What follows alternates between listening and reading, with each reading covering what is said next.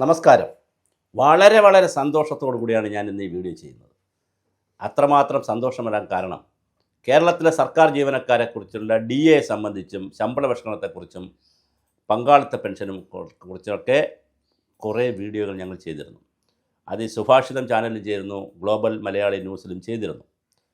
അത് ചെയ്തപ്പോൾ കേരള ഹൈക്കോടതി കിടക്കുന്ന ഒരു കേസ് നിരന്തരം മാറ്റിവെക്കുന്ന ഒരു കേസ് ഉണ്ടായിരുന്നു.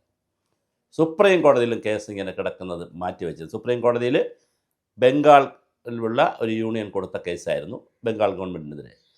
അവർക്ക് 2018 മുതൽ 19 വരെയുള്ള DA കിട്ടിയില്ല എന്നുള്ളതായിരുന്നു കേസ്. ആ കേസ് വന്നപ്പോൾ ഒരുപക്ഷെ കേരളത്തിലെ ഏക ചാനൽ, അത് ഡിജിറ്റലാകട്ടെ അല്ലെങ്കിൽ സാറ്റലൈറ്റ് ആകട്ടെ, ഏക ചാനൽ ഞങ്ങൾ മാത്രമാണ് പറഞ്ഞത് ഇത് ഭരണഘടനാപരമായി ആർട്ടിക്കിൾ 21 അനുസരിച്ച് ഒരു ജീവനക്കാരൻ്റെ ഭരണഘടനാ റൈറ്റാണ്, ഫണ്ടമെൻ്റൽ റൈറ്റാണെന്ന് പറഞ്ഞ് ഞങ്ങളാണ്. ഇത് കോൺസ്റ്റിറ്റ്യൂഷണൽ റൈറ്റാണെന്നാണ് പറഞ്ഞത്. അപ്പോൾ പല ആളുകളും വന്ന് സ്റ്റാറ്റ്യൂട്ടറി ആയിട്ട് ഒരു അഡ്മിനിസ്ട്രേറ്റീവ് റൈറ്റ് മാത്രമാണ്, സർക്കാർ ഇറക്കുന്ന ഒരു ഉത്തരവിൻ്റെ പിൻബലം മാത്രമേ ഉള്ളൂ ഇതിന്. അതുകൊണ്ട് സർക്കാരിന് ഇഷ്ടപ്പെട്ടപ്പോൾ കൊടുത്താൽ മതി, വേണമെങ്കിൽ കൊടുത്താൽ മതി, വേണ്ടെങ്കിൽ കൊടുക്കണ്ട എന്ന് കൊടുക്കണമെന്ന് തീരുമാനിക്കാനും സർക്കാരിന് അവകാശമുണ്ട്. എത്ര ഗഡു കൊടുക്കണം തീരുമാനിക്കണം സർക്കാർ അവകാശമുണ്ട്. കൊടുക്കാതിരിക്കാനും സർക്കാരിന് അവകാശമുണ്ട്. ഈ ന്യായം പറഞ്ഞാണ് പല കാലഘട്ടത്തിൽ കേരളത്തിലെ സർക്കാർ ജീവനക്കാർക്ക് DA കിട്ടാത്തത്. എന്നാൽ വളരെ കൃത്യമായി ഞാൻ LLB കൂടി പഠിച്ചിട്ടുള്ളത് കൊണ്ട് നിയമവിദഗ്ധരുമായിട്ടൊക്കെ ഉള്ള സുഹൃത്തുക്കളുമായിട്ടൊക്കെ ചർച്ച ചെയ്തതിൻ്റെയും കൂടിയൊക്കെ അടിസ്ഥാനത്തിൽ വളരെ ആധികാരികമായി ഞാൻ പറഞ്ഞു, സുപ്രീം കോടതി ഇതിൽ വിധി വരും, വരാൻ പോകുന്നു വിധി എന്ന് പറഞ്ഞ് പഴയ വീഡിയോസ് നിങ്ങൾ എടുത്ത് നോക്കിയാൽ മതി. പക്ഷേ അതിൻ്റെ താഴെ വന്ന് എത്ര ആളുകളാണ് പല തരത്തിലുള്ള കമൻറ്റുകൾ പറഞ്ഞത്. പക്ഷേ ഇപ്പോഴിതാ ഇന്നലെ സുപ്രീം കോടതി അസന്നിഗ്ധമായി ഒരു വിധി പ്രഖ്യാപിച്ചിരിക്കുന്നു. അതിനകത്ത് പറഞ്ഞിരിക്കുന്നത് ക്ഷാമബത്ത അല്ലെങ്കിൽ ഡിയർനെസ് അലവൻസ് സർക്കാർ ജീവനക്കാർക്ക് നിയമപരമായി കിട്ടേണ്ട അവകാശമാണ്. ആർട്ടിക്കിൾ 21 കോട്ട് ചെയ്തിരിക്കുന്നത്. ജീവിക്കാനുള്ള അവകാശം, അന്തസ്സായി ജീവിക്കാനുള്ള അവകാശം, ഭരണകൂടം പറയുന്നതൊക്കെ കൊടുക്കേണ്ട ഒരു അവകാശം. ആർട്ടിക്കിൾ 14 വേറെ ഉണ്ട്, എന്നാലും ഇത് പറഞ്ഞിട്ടുണ്ട്. വിഷയത്തിൽ ജസ്റ്റിസുമാരായ സഞ്ജയ് കരോളും പ്രശാന്ത് കുമാർ മിശ്രയും ചേർന്നിട്ടുള്ള ബെഞ്ചിൻ്റെ നിലപാട് ബംഗാളുടെ ജീവനക്കാരുടെ കേസിലാണ്. ഞാൻ പറഞ്ഞു 2008 മുതൽ 2019 വരെയുള്ളത് അടിയന്തരമായി കൊടുക്കണമെന്ന് പറഞ്ഞു. സുപ്രീം കോടതിയുടെ 5/6/2026 ഇന്നലത്തെ CA number @SLPC number 26/628/22/630 of 2022 connected matters ഇതാണ് വിധി. സ്റ്റേറ്റ് ഓഫ് വെസ്റ്റ് ബംഗാൾ സംസ്ഥാനവും confederation of state government employees എന്ന അവിടുത്തെ എംപ്ലോയീസിൻ്റെ കേസ് കൊടുത്ത കേസിലാണ് ഇങ്ങനെ വളരെ കൃത്യമായി സുപ്രീം കോടതി ഒരു പറഞ്ഞത്. ഡിയർനെസ് അലവൻസ് എന്ന് പറയുന്നത്, DA എന്ന് പറയുന്നത്, ക്ഷാമബത്ത എന്ന് പറയുന്നത് ശമ്പളത്തിൻ്റെ അവിഭാജ്യ ഘടകമാണ്, ഇൻ്റഗ്രൽ പാർട്ട് ഓഫ് സാലറി ആണ്. അതിന് ഉപോത്ബലമായി 124 പേജുള്ള ഒരു വിധി പ്രഖ്യാപിച്ചിട്ടുണ്ട്. ഈ 124 പേജുള്ള വിധി വളരെ വലിയ തോതിൽ അതിനകത്ത് ഇന്ത്യയിൽ നടന്ന എല്ലാ കേസുകളും അതിനകത്ത് കോട്ട് ചെയ്തിട്ടുണ്ട്. മാത്രമല്ല സുപ്രീം കോടതി ഒരു കമ്മിറ്റിയും വെച്ചിട്ടുണ്ട്. ഇതൊക്കെ പരിശോധിക്കുന്നതിന് വേണ്ടിയിട്ട് ഒരു കമ്മിറ്റിയും വെച്ചിട്ടുണ്ട്. എന്തായാലും കേന്ദ്ര സർക്കാർ സമിതി നൽകണം എന്നത് ആണ് സുപ്രീം കോടതി പരിശോധിച്ചത്. വിധി പ്രകാരം ഡിയർനെസ് അലവൻസ് ശമ്പളത്തിൻ്റെ അവിഭാജ്യ ഘടകമാണ്. വിലക്കയത്തിൻ്റെ ബാധ്യത കുറയ്ക്കുകയും ജീവനക്കാർക്ക് മാന്യമായി ജീവിക്കാനുമുള്ള ഭരണഘടനയുടെ 21-ാം അനുച്ഛേദം അനുസരിച്ച് തീർച്ചയായും DA കൊടുത്തേ കഴിയൂ. അതുപോലെ സംസ്ഥാന ശമ്പള കമ്മീഷൻ ശുപാർശ അംഗീകരിക്കുകയും ആർട്ടിക്കിൾ 309 പ്രകാരം നിയമങ്ങൾ രൂപീകരിക്കുകയും ചെയ്തതോടെ DA ഒരു നിയമപരമായി നടപ്പാക്കാവുന്ന അവകാശമായി മാറിക്കഴിഞ്ഞു. സാമ്പത്തിക പ്രതിസന്ധി എന്ന കാരണം മാത്രം ചൂണ്ടിക്കാട്ടി ഇതിനകം ആർജിതമായ അവകാശം നിഷേധിക്കാൻ ഒരു സർക്കാരിനും സാധിക്കില്ല.